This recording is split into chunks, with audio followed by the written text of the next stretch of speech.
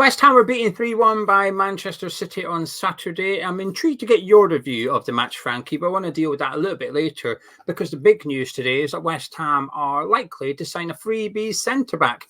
Now, yesterday it was believed it was going to be Joel Matip, the former Liverpool centre-back, but that seems to have switched now to former Dortmund centre-back Mats Hummels. What's your thoughts on the actual player himself? Then we'll get into the actual potential transfer, because I think it can sometimes be two different opinions. Yeah, he's been around the block. He's been there, seen it and done it all. I feel like he has got an experienced head on his shoulders. The age is significantly higher than what I would entertain normally if it was beginning of transfer or even mid-transfer window. But at this stage, we've kind of gone past deadline day now. And if this is the way that we go about bringing somebody in, it was always going to be someone that was on a free transfer. Looking at the names that are out there, it seems to make sense. I kind of just have trust in the people that are doing our business at the moment. I kind of believe in Tim, and if Lopetegui says he needs cover and that's something that he feels is important to the squad, then I kind of just trust in those guys to say that that's what we need. I'll go along with that. So we do need a centre-back. Do you think Hummels is a good option? Yeah, I mean, my only criticism to that situation at the moment is I just feel that we're missing a little bit of legs in the midfield at the moment. I feel like we keep getting overrun a little bit, and I do think that is for, to be honest, a lack of athleticism. And that will come into, I guess, the City review a little bit in a minute as well. I think with Souček and Rodriguez in there at the moment, there are times in matches, and we actually saw it for one of the City goals, where there is this big void between our defence and our attack, and the midfield almost seems non-existent. This big gaping hole seems to appear, and legs is something that is covering us at the moment. Wan-Bissaka has done a brilliant job of using his pace to get us out of trouble down his side when he's played. And I'm concerned that somebody of his age, without having, we all know that our bodies slow down a bit later on and as we get older and so on. And yeah, I'm just concerned that he isn't going to have the legs to cover when those gaps appear in our midfield. So it's not someone that I would necessarily want to see in the starting lineup. It's not somebody that I would necessarily want to play too much.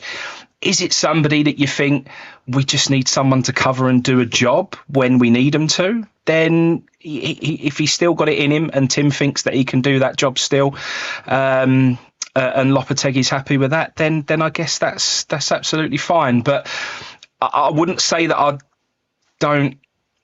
If I saw that lineup, his name read out on the team sheet before kickoff, I can't say I'd be sitting there full of confidence. I would have a little nervous thing in the back of my mind that just says we might get overrun. Yeah, when Matip was supposed to be the one we were signing, I kept changing my mind on it, to be honest with you, because it's Matip in his situation. If it was Hummels, I'm a bit more keen for it. The only thing putting me off, Frankie, is it blocks Casey's path to the first team. That's the only thing that makes me a little bit wary. In regards to Hummels, the player, fantastic. He had a brilliant season last year at Dortmund. So in terms of can he still do it, he was doing it at the top level. They were in the Champions League final. He was doing it in the Champions League.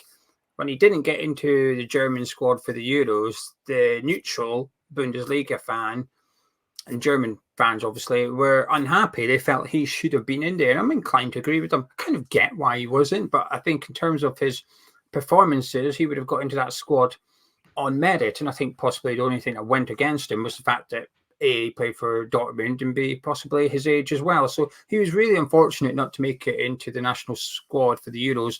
That's how strong he was last season. So in terms of him coming in terms of ability, I'm okay with it. Is he quick? No, but he hasn't been quick for quite some time now. His game isn't really about that. He's a clever centre-back, can read the game really well.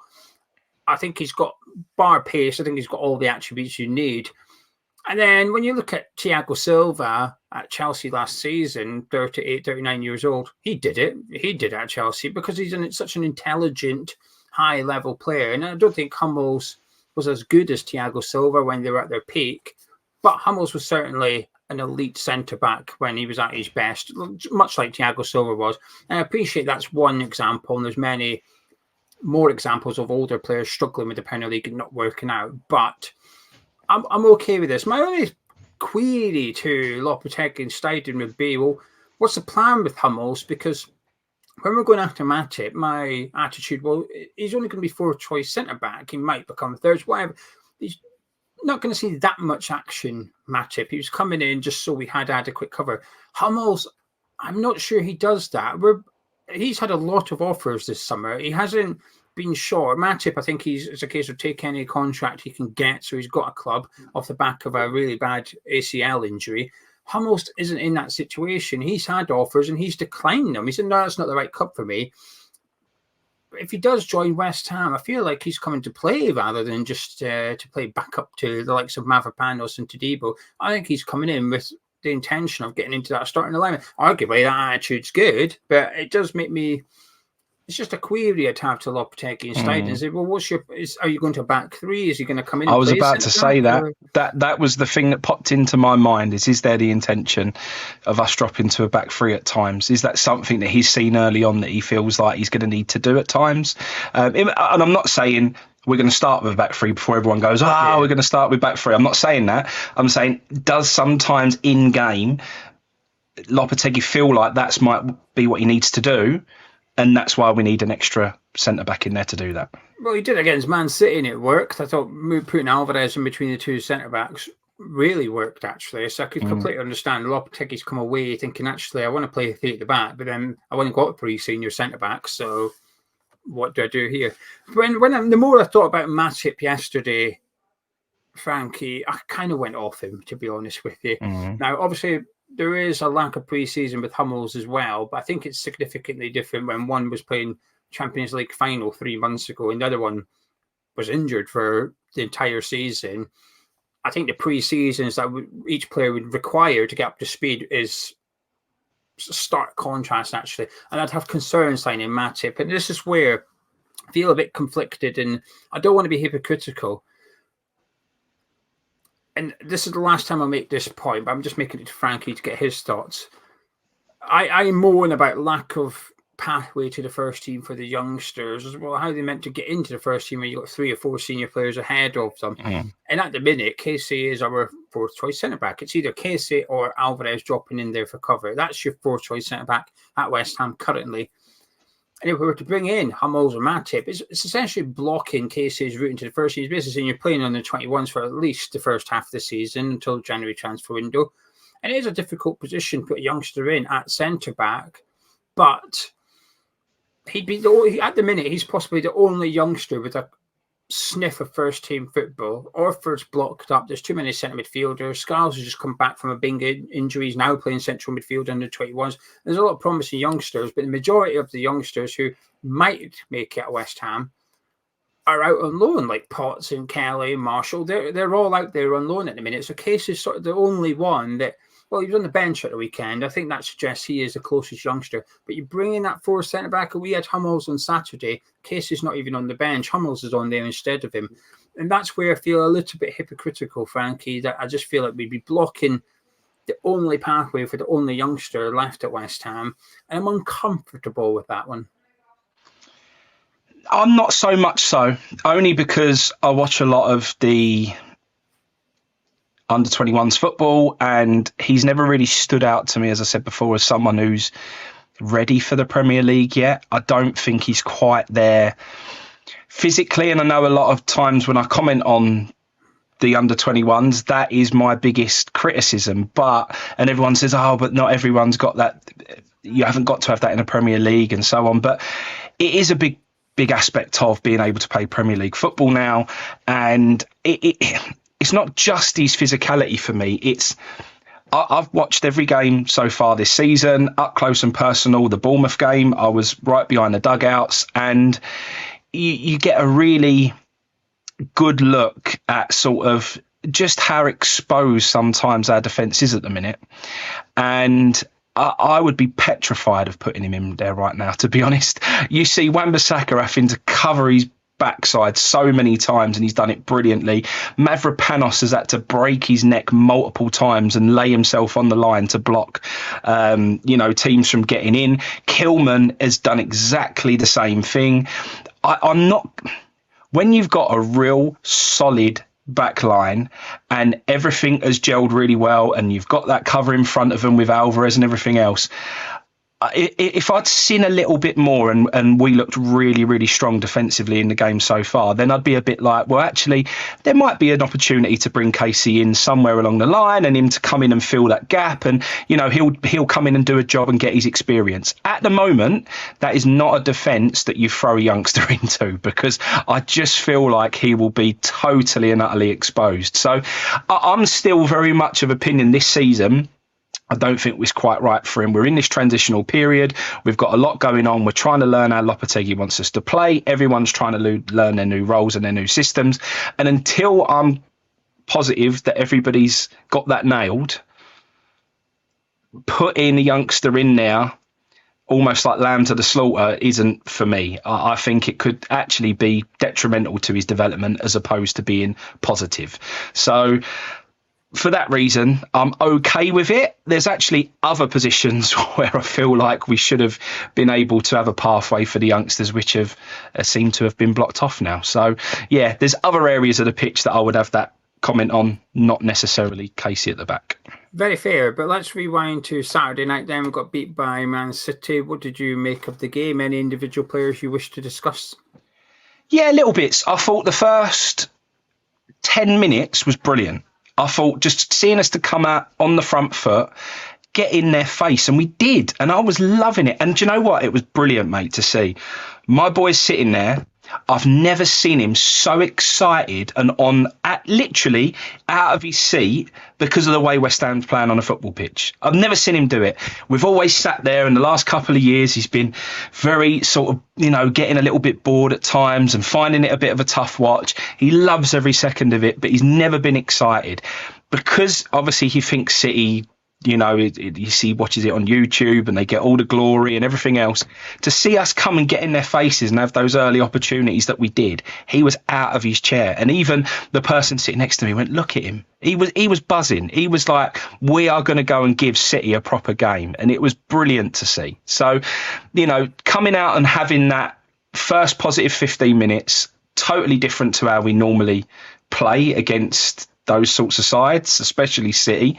So that was really, really good. And then the rest of the first half got a bit flat after that, I thought they sort of grew into it.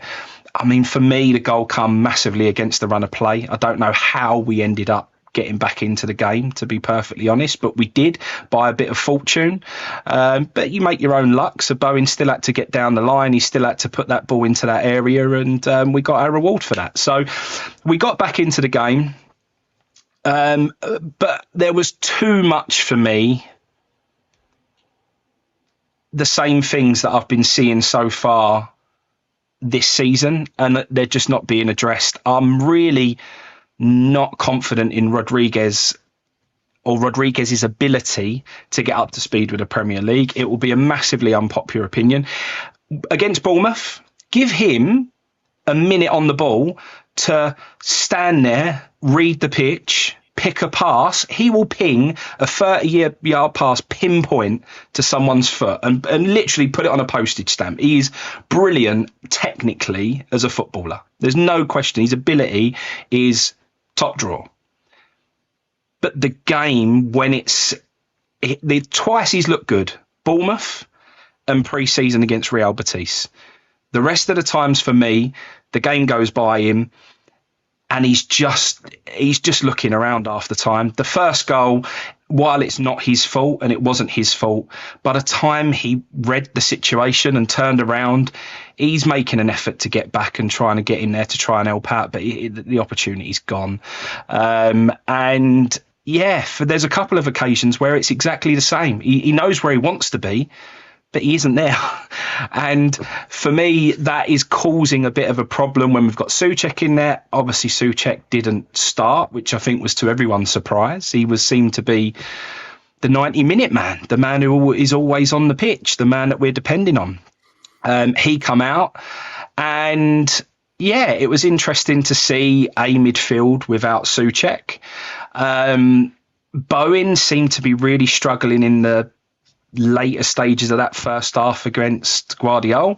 So they switched Kudus and Bowen sides. And I actually said before that happened, I think we're going to need to get Kudus over there because he might be able to make a bit more happen against Guardiola. We know how good he is. We know he's a top class left back. So, Bowen was a little bit missing. So switch it round and try and get him running at, somebody else. So I like the fact that we can switch those two sides at the moment. It can cause teams a little bit of, just give them something to think about. 1 minute they think they've got their man, they know what they're doing against them, and then the next thing they've switched around. It's like, oh, what's happened here? So I quite like that they can interchange and switch around a little bit. But for me, the biggest disappointment on the day, I guess, was Paqueta. And I don't want to dig him out because we know that this is the difficult thing with him. I want more creativity. We're lacking a little bit of creativity at the moment. We're just not creating enough chances. And I want to see Paqueta try things. I want to see him try forward passes. I want to try and see him unlock the doors. I mean, he had that little spell where he was doing that little ball over the top of defences and we was getting in behind, and he's the only player really that I think's got the ability to do that for us. So I don't want to take that out of his game. I'm not, I want him to do that.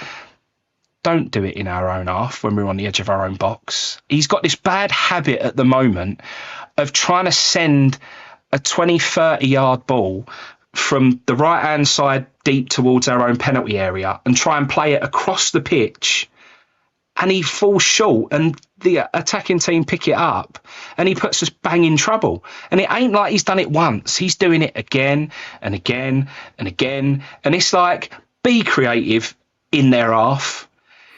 Do sometimes, if you're in the middle of the pitch and there's no danger, try a ball that might unlock their defence. I'm all for it. But don't send an hospital pass across your own box and put us bang in trouble. So I don't know why he's doing that. I don't know whether I'd like to think it's not a lack of care, because most people wouldn't attempt to play a ball like that across their own penalty area and, where there's the attacking players in space that can hurt you. You wouldn't. So I'm hoping it's just... I don't know. I hope he's doing it for the right reasons, that he is getting frustrated that we maybe not getting on the front foot enough and he really wants to make something happen quickly. So if that's the case, I'm all for it. I think just someone needs to get in his ear and say, look, time and a place, mate. And, don't put us in trouble. But yeah, I've seen a lot of people saying maybe that he should sit out the next game. I couldn't do that. I just think he's too important. I think he's too critical to getting that ball moving and, yeah, just trying to feed those front players. They're not getting enough of it in the areas that we need them to anyway.